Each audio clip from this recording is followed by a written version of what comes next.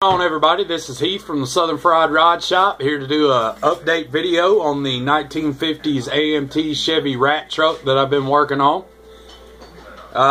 This will probably be the last update video before the final. I'm waiting on something to come in the mail, and I should have it in a day or two, and hopefully by the end of the week I'll send out a final video on this truck, and then we'll talk about what I'm going to be working on next.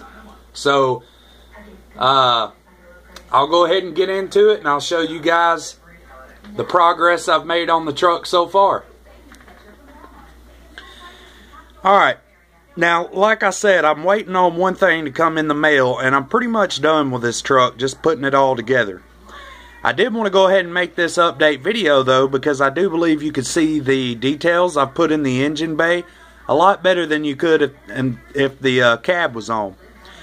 So I did go with a 6-cylinder that was in the truck, wired it up, made the distributor, the spark plugs, spark plug boots, ran a wire to the coil,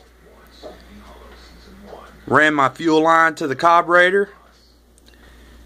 You can notice right there, the radiator cap, that is a watch part. That's a little something I took from Dr. Cranky. I watched pretty much all of his 1950 Chevy truck builds, and you guys all know he's done some amazing work on them. This is pretty much his favorite kit, and I'm telling you guys right now, if it's not my favorite, it's definitely in the top 3. I've really had a blast building this kit. I built one other one before. I did that one as a dedication build to my father-in-law who passed away, and I enjoyed building that one, and I had a blast with this one as well, guys.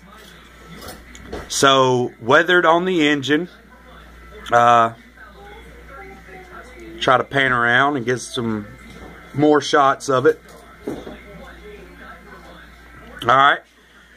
Now, Joe over at Planet Joe's asked me about the white walls. Yeah, bud, I did paint these with a paint marker. That is 3 coats.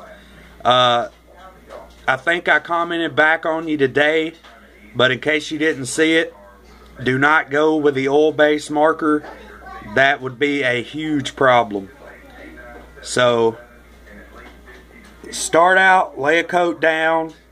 You know, it's not going to look good at all. You got to build it up. But once it gets built up, it'll dry. It doesn't crack on you.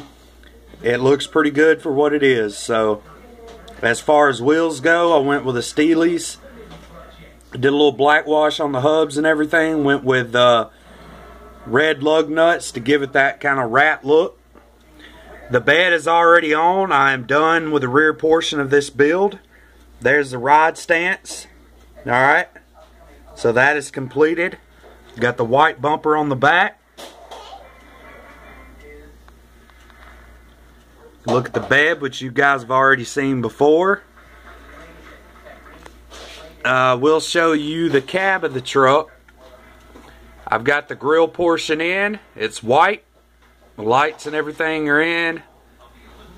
Got the window trim in. Got it painted up. I did go with a chrome strip down the middle because I do believe most of those trucks did have that chrome strip. Another Dr. Cranky. There it is. The gas cap is a watch part as well. Drilled that out with my pin vise and put that in. Got the back glass in. Trim painted on it. It's about as far as I am with the cab. It's pretty much completed. Oh, I forgot to show you. I did put the moon eyes on both sides.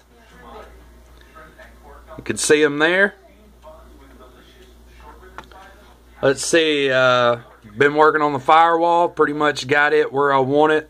I had to do some touch-up work on it. Well, you can see it in the light there. There it is. I have to get it all put together. Let's see.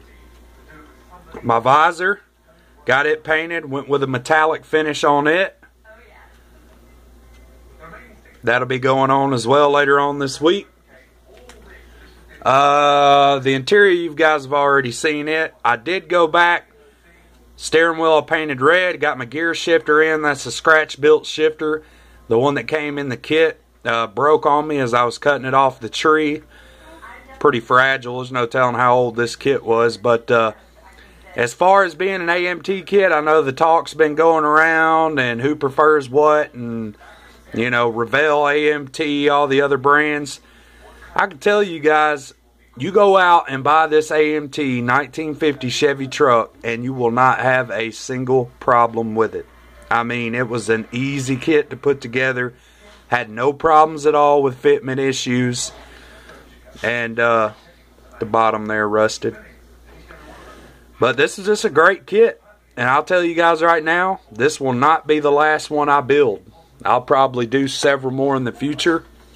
And I've made my mind up. I will take this build to the Birmingham Classic next March, and I will enter it in whatever category it will belong in. And I'm going to see what I can do with it. I'm really proud of this build. I've took my time with it. You know, once I decided I was going to do that and take it to the show next year, I really just kind of dug down and just started looking at everything and thinking of what can I add to this to make it look better. And as far as my skill sets go, I've done pretty much all I can do, all I could think to do right now. If anybody has any suggestions or comments about what I could add to it, let me know. You know, and if it's something that I can do, I'll try it. And if it's not, you know, I may give it a shot anyway, just to see if I can, see if it'll work. But I really want this to be show quality. There's the look from the rear. And if I can, just real quick, I'll throw the cab on there just to kind of give you a total look.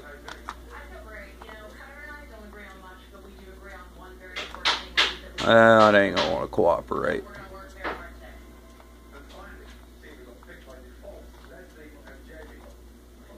Ah, come on. Alright, so that's what we're going to be looking like once it all comes together. I hope you guys like it. I've had an awesome time building this truck. Really enjoy how it's turning out. And like I said, I should be having a final on this truck later on at the end of the week. So until then, guys, keep on throwing that styrene together, and we'll do the same here at the Southern Fried Rod Shop. We'll talk to you guys soon.